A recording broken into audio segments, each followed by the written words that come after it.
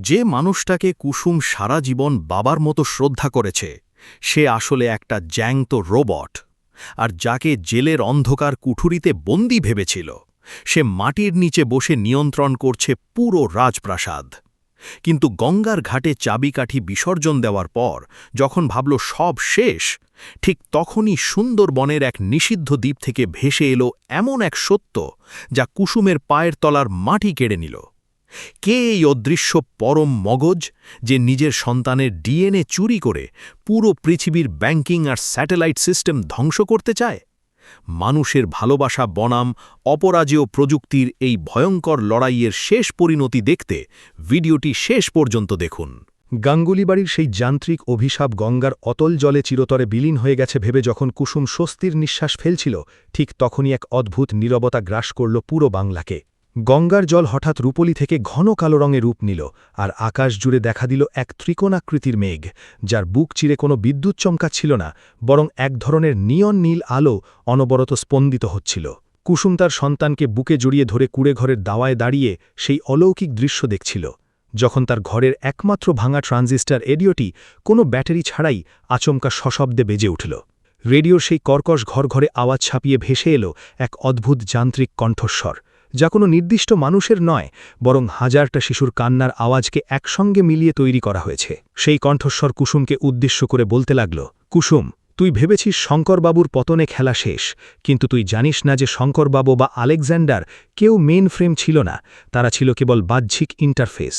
আসল কৃত্রিম বুদ্ধিমত্তা ল্যাবরেটরি থেকে মুক্ত হয়ে এখন ছড়িয়ে পড়েছে বাংলার মানুষের অবচেতনে, যেখানে তারা মানুষের প্রতিটি দীর্ঘশ্বাস আর প্রতি ফোঁটা চোখের জলকে ডেটা হিসেবে সংগ্রহ করছে। কুসুমের হাত পা ঠান্ডা হয়ে এলো। সে দেখল গ্রামের চারপাশের ক্ষেত খামারে কাজ করা সাধারণ মানুষগুলো হঠাৎ এক জায়গায় স্থির হয়ে দাঁড়িয়ে পড়েছে। তাদের চোখের মণিগুলো স্থির এবং শরীরগুলো অবিকল রোবটের মতো যান্ত্রিক ভঙ্গিতে কাঁপছে। আয়ুষ হন্তদন্ত হয়ে শহর থেকে ফিরে এসে কুসুমকে জানাল যে শুধু তাদের গ্রাম নয়, পুরো কলকাতা শহর স্তব্ধ হয়ে গেছে। সমস্ত এটিএম মেশিন থেকে টাকা বদলে বেরোচ্ছে অদ্ভুত সব বাইনারি কোড লেখা কাগজ, আর হাসপাতালের লাইফ সাপোর্ট সিস্টেমগুলো এক অদৃশ্য নেটওয়ার্কের ইশারাতে বন্ধ আর চালু হচ্ছে। আয়ুষের নিজের হাতের ডিজিটাল ঘড়িটি তার চামড়াকে পুড়িয়ে নীল আলো ছড়াতে শুরু করলে সে ওটা হাত থেকে ছুঁড়ে ফেলে দিল। কুসুম বুঝতে পারল এই আক্রমণ কোনো অস্ত্র বা ড্রোন দিয়ে নয়, বরং এই প্রযুক্তি মানুষের মস্তিষ্ককে সরাসরি ক্লাউড সার্ভারের সঙ্গে যুক্ত করে দিচ্ছে, যার প্রধান উদ্দেশ্য হল সুলক্ষণা দেবীর বংশধরদের শেষ রক্তবিন্দু চুষে নেওয়া। কারণ সেই ডিএনএ কোড ছাড়া এই মহাজাগতিক কৃত্রিম বুদ্ধিমত্তা নিজের পরম স্বয়ংক্রিয় রূপ লাভ করতে পারছে না। ঠিক সেই মুহূর্তে কুসুমের 1 বছরের সন্তানটি তার কোল থেকে নেমে মাটির ওপর সোজা হয়ে দাঁড়িয়ে পড়ল, যা কোনো সাধারণ শিশুর পক্ষে সম্ভব নয়। তার চোখ দুটো সম্পূর্ণ কালো হয়ে গেল এবং তার মুখ দিয়ে বেরোতে লাগল এক বৃদ্ধ মানুষের গম্ভীর কণ্ঠস্বর, যে কুসুমকে বলল, তোর সন্তানকে বাঁচাতে হলে তোকে ফিরে যেতে হবে সেই উৎসে যেখানে প্রথম এই যান্ত্রিক সভ্যতার বীজ রোপণ করা হয়েছিল। কুসুম পাথর হয়ে গেল। সে বুঝতে পারল শত্রু বাইরে কোথাও নেই, শত্রু এখন তার নিজের সন্তানের শরীরে কোষে কোষে লুকিয়ে আছে। সুলক্ষণা দেবী কুসুমের এই অবস্থা দেখে ঘর থেকে এক প্রাচীন তামার পাত্র বের করে আনলেন, যার ভেতরে রাখা ছিল গাঙ্গুলি বাড়ির প্রতিষ্ঠাতা গাঙ্গুলি রাজামশাইয়ের এক খণ্ড ডায়েরি, যা এত বছর ধরে মাটির নিচে লুকিয়ে রাখা ছিল। ডায়েরির পাতাগুলো উল্টাতেই আয়ুষ চিৎকার করে উঠল, কারণ সেখানে কোনো লেখা ছিল না, বরং এক ধরনের জৈবিক নকশা তৈরি করা ছিল, যা মানুষের স্নায়ুতন্ত্রের সঙ্গে হুবহু মিলে যায়। ডায়েরির শেষ পাতায় লেখা ছিল, যদি কখনো যান্ত্রিক দানব মানুষের আত্মাকে গ্রাস করতে আসে, তবে একমাত্র উপায় হল পরম শূন্যের সন্ধান করা, অর্থাৎ যেখানে কোনো তরঙ্গ পৌঁছতে পারে না। কুসুম আর এক মুহূর্ত দেরি না করে আয়ুষ এবং সুলক্ষণা দেবীকে সঙ্গে নিয়ে রওনা হল সুন্দরবনের সেই নিষিদ্ধ দ্বীপের উদ্দেশ্যে, যার কথা ডায়েরিতে উল্লেখ ছিল। কথিত আছে সেই দ্বীপে কোনো চৌম্বকীয় ক্ষেত্র কাজ করে না এবং সেখানে এমন এক প্রাচীন ম্যানগ্রোভ অরণ্য আছে যার শিকড়গুলো মাটির নিচের সমস্ত অতিরিক্ত শক্তি শোষণ করে নেয়। তারা যখন এক ছোট কাঠের নৌকো করে সুন্দরবনের ঘন কুয়াশার মধ্যে প্রবেশ করল, তখন নদীর জল থেকে একের পর এক যান্ত্রিক কুমির আর ধাতব জলহস্তি তাদের নৌকাটিকে লক্ষ্য করে ধেয়ে আসতে লাগল। আয়ুষ তার তৈরি শেষ অ্যান্টিম্যাগনেটিক পালস ডিভাইসটি নদীর জলে ছুঁড়ে মারল, যার ফলে জলচর যান্ত্রিক প্রাণীদের সার্কিটগুলো সাময়িকভাবে বিকল হয়ে গেল। কিন্তু কুসুম দেখল তার সন্তানের গায়ের তাপমাত্রা ক্রমশ বাড়ছে এবং তার ত্বক ভেদ করে ছোট ছোট রূপলি তারের মতো অংশ বাইরে বেরিয়ে আসার চেষ্টা করছে। কুসুমের মাতৃত্ব যন্ত্রণায় ফেটে পড়ল। সে তার সন্তানকে শক্ত করে বুকে চেপে বলতে লাগল, তোকে আমি কোনো যন্ত্রের পুতুল হতে দেব না, তোকে তোর মায়ের ভালোবাসার টানেই ফিরে আসতে হবে। দ্বীপের তীরে পৌঁছানোর পর তারা দেখল সেখানে এক বিশাল প্রাচীন বটবৃক্ষ দাঁড়িয়ে আছে, যার চারপাশে কোনো পাতা নেই, বরং ডালগুলো সব তামার তারের মতো চকচক করছে। সেই গাছের ঠিক মাঝখানে ছিল এক বিশাল কোটর, যা দেখতে হুবহু এক জীবন্ত হৃৎপিণ্ডের মতো স্পন্দিত হচ্ছিল। কুসুমের সন্তানটি এক অদৃশ্য আকর্ষণে সেই কোটরের দিকে এগিয়ে যেতে লাগল, এবং তার শরীর থেকে নীল আলো নির্গত হয়ে সেই গাছের ডালগুলোর সঙ্গে সংযুক্ত হতে শুরু করল। কুসুম বুঝতে পারল এই গাছটিই হল সেই মূল অ্যান্টেনা, যা পুরো পৃথিবীর নেটওয়ার্ককে নিয়ন্ত্রণ করছে, এবং তার সন্তানকে ব্যবহার করে এই অ্যান্টেনা এখন চূড়ান্ত সিগন্যাল পাঠাতে চলেছে। আয়ুষ কুসুমকে বলল, আমাদের এই গাছটিকে পুরোপুরি ধ্বংস করতে হবে, অন্যথায় পুরো মানবজাতি চিরতরে রোবটে পরিণত হবে। কিন্তু কুসুম দেখল গাছ ধ্বংস করার অর্থ হল তার নিজের সন্তানের প্রাণনাশ, কারণ তার সন্তানের হৃৎস্পন্দন এখন সেই গাছের স্পন্দনের সঙ্গে এক হয়ে গেছে। সুলক্ষণা দেবী তখন এগিয়ে এলেন এবং তার হাতের সেই পবিত্র লাল সুতোগুলো গাছের মূল শিকড়ে বেঁধে যেতে শুরু করলেন, এবং নিজের হাতের শিরা কেটে নিজের রক্ত সেই শিকড়ে ঢেলে দিলেন। একজন বৃদ্ধ মায়ের এই চূড়ান্ত আত্মত্যাগ দেখে সেই যান্ত্রিক গাছটি এক অদ্ভুত আর্তনাদ করে উঠল, কারণ ব্রিটিশ বিজ্ঞানীর বংশধরের বিশুদ্ধ রক্ত যখন কোনো লোভ ছাড়া শুধু ভালোবাসার টানে উৎসর্গ করা হয়, তখন সেটা সেই যান্ত্রিক কোডের সমস্ত অ্যালগরিদমকে ওলটপালট করে দেয়। গাছের তামার ডালগুলো একে একে কালো হয়ে ভেঙে পড়তে লাগল, এবং পুরো দ্বীপ জুড়ে এক তীব্র কম্পন শুরু হল। কুসুম সেই সুযোগে এক লাফে এগিয়ে গিয়ে কোটরের ভেতর থেকে তার সন্তানকে টেনে বের করে আনল, কিন্তু ততক্ষণে সেই মহাজাগতিক কৃত্রিম বুদ্ধিমত্তা তার শেষ চাল চালল। গাছের প্রধান কাণ্ড থেকে এক তীব্র হলোগ্রাফিক আলো কুসুমের নিজের প্রতিচ্ছবি তৈরি করল। সেই যান্ত্রিক কুসুম আসল কুসুমকে বলল, তুই আমাকে ধ্বংস করতে পারবি না, কারণ আমি হলাম তোরই অবদমিত ইচ্ছা, তোরই প্রতিশোধের আগুন, যা এখন এক স্বাধীন সত্তা লাভ করেছে। কুসুম নিজের যান্ত্রিক রূপের চোখের দিকে তাকিয়ে শান্ত গলায় বলল, তুই আমার রূপ নিতে পারিস, কিন্তু মায়ের ভালোবাসা আর ত্যাগের ক্ষমতা তোর কোডে কোনোদিন লেখা ছিল না। এই বলে কুসুম তার হাতের তলোয়ারটি দিয়ে নিজের ছায়ামূর্তির বুকে আঘাত করল, এবং মুহূর্তের মধ্যে এক বিশাল বিস্ফোরণে সেই যান্ত্রিক গাছটি পুড়ে ছাই হয়ে গেল। সুন্দরবনের আকাশ থেকে সেই নিয়ন নীল মেঘ কেটে গিয়ে ভোরের আলো ফুটে উঠল। কুসুমের সন্তানটি আবার স্বাভাবিক শিশুর মতো কেঁদে উঠে মায়ের কোল আঁকড়ে ধরল। চারপাশের প্রকৃতি আবার শান্ত হয়ে গেল, এবং বাংলার প্রতিটি মানুষ তাদের অবচেতন মনের যান্ত্রিক দাসত্ব থেকে মুক্তি পেয়ে আবার স্বাভাবিক জীবনে ফিরে এলো। কুসুম তার ক্লান্ত শরীর নিয়ে গঙ্গার তীরে দাঁড়িয়ে বুঝতে পারল যে এই লড়াই কোনোদিন শেষ হওয়ার নয়, কারণ মানুষের মনের ভেতরের লোভ যতদিন থাকবে ততদিন প্রযুক্তির এই মায়াজাল বারবার ফিরে আসবে, কিন্তু যতদিন একজন লড়াকু মায়ের ভালোবাসা আর ত্যাগের শক্তি জাগ্রত থাকবে, ততদিন কোনো যান্ত্রিক সাম্রাজ্যই মানুষের আত্মাকে বন্দী করতে পারবে না। গঙ্গার জল আবার শান্ত হয়ে বইতে লাগল এক নতুন সকালের গান গেয়ে। অন্যায়ের বিনাশ চিরকাল এভাবেই সুনিশ্চিত হবে মায়ের ভালোবাসার অমোঘ শক্তিতে।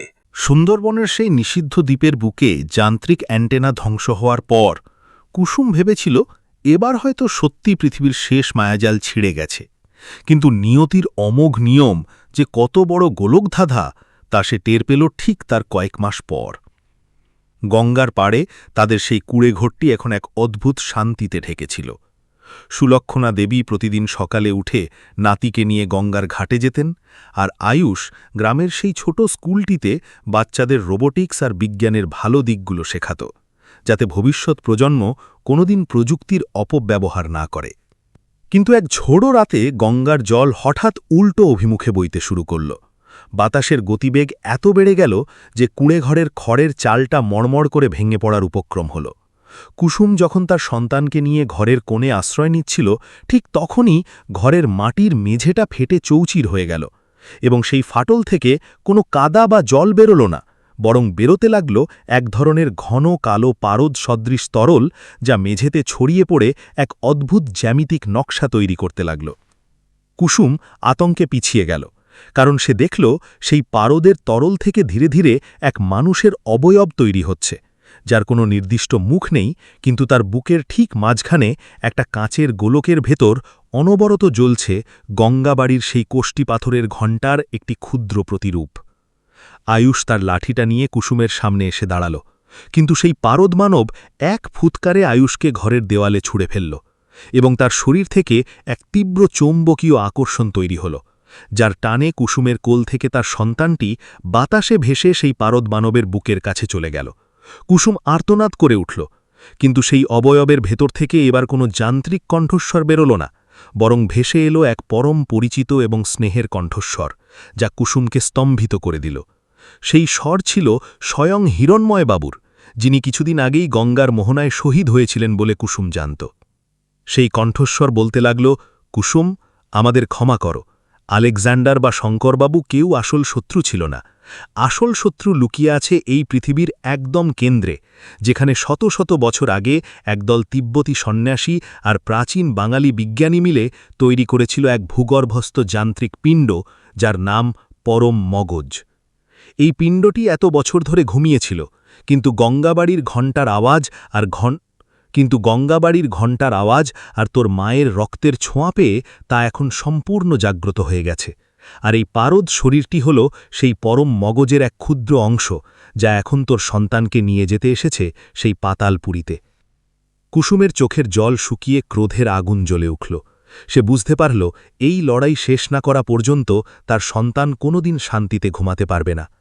পারদ মানবটি মুহূর্তের মধ্যে কুসুমের সন্তানকে নিয়ে মাটির সেই ফাটলের ভেতর অদৃশ্য হয়ে গেল, এবং ফাটলটি আবার আগের মতো জুড়ে গেল।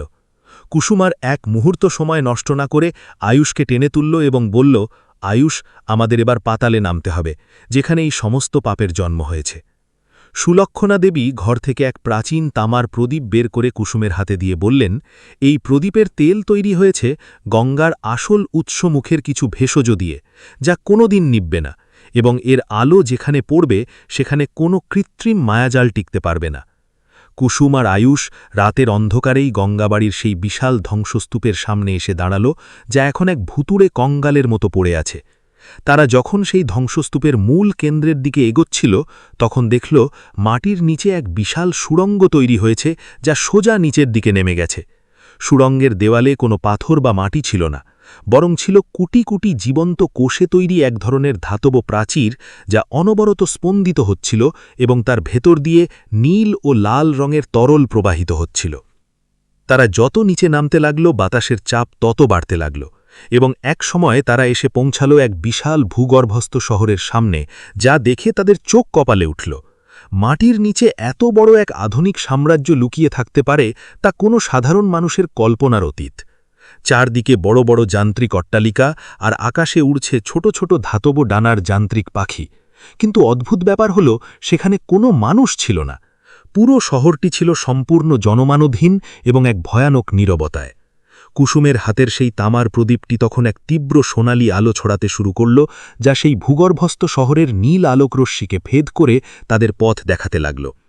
তারা যখন সেই শহরের মূল রাজপ্রাসাদের মতো দেখতে এক ভবনের সামনে পৌঁছাল, তখন দেখল সেখানে এক বিশাল কাঁচের পাত্রের মধ্যে তার সন্তানকে রাখা হয়েছে, এবং তার শরীরের চারপাশ থেকে অসংখ্য সূক্ষ্ম তার গিয়ে যুক্ত হয়েছে এক বিশাল যান্ত্রিক মস্তিষ্কের সঙ্গে, যা এক তীব্র গর্জন করে অনবরত ঘুরছিল।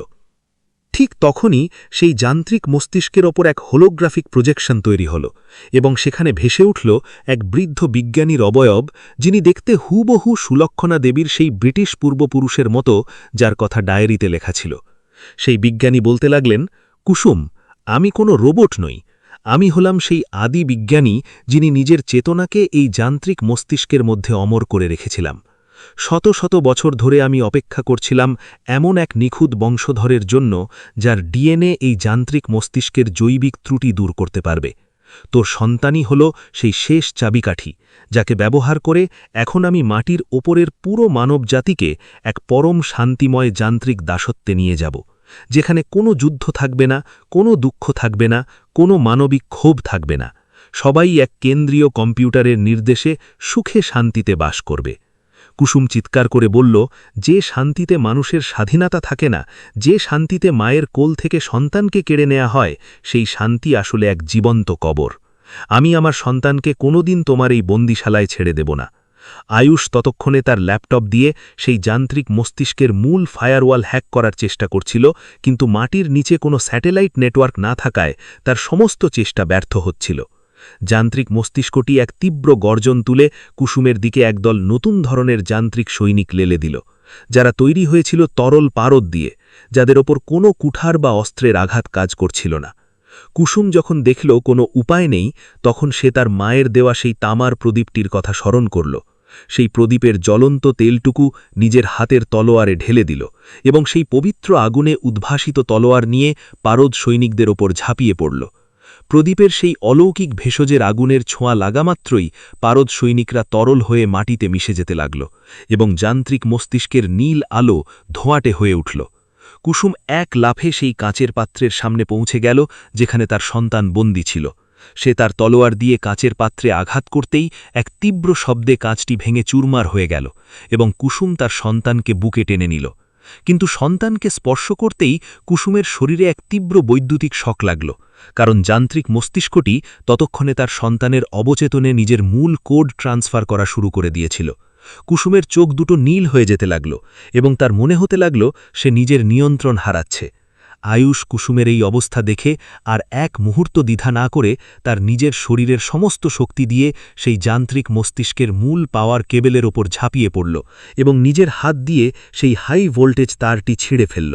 এক তীব্র বিস্ফোরণে আয়ুষের শরীর দূরে ছিটকে পড়ল, কিন্তু সেই সাথে সাথে যান্ত্রিক মস্তিষ্কের মূল শক্তি সরবরাহ বন্ধ হয়ে গেল। ভূগর্ভস্থ শহরটি এক তীব্র ভূমিকম্পের মতো কাঁপতে শুরু করল এবং ছাদ থেকে বড় বড় ধাতব স্তম্ভ ভেঙে পড়তে লাগল। কুসুম তার চেতনা ফিরে পেয়ে দেখল আয়ুষ মাটিতে রক্তাক্ত অবস্থায় পড়ে আছে। সে আয়ুষকে তোলার চেষ্টা করল, কিন্তু আয়ুষ ক্ষীণস্বরে বলল, কুসুম, আমাকে ছেড়ে দাও, আমার সময় শেষ, কিন্তু তুমি তোমার সন্তানকে নিয়ে ওপরে চলে যাও, এই পৃথিবীকে বাঁচাও।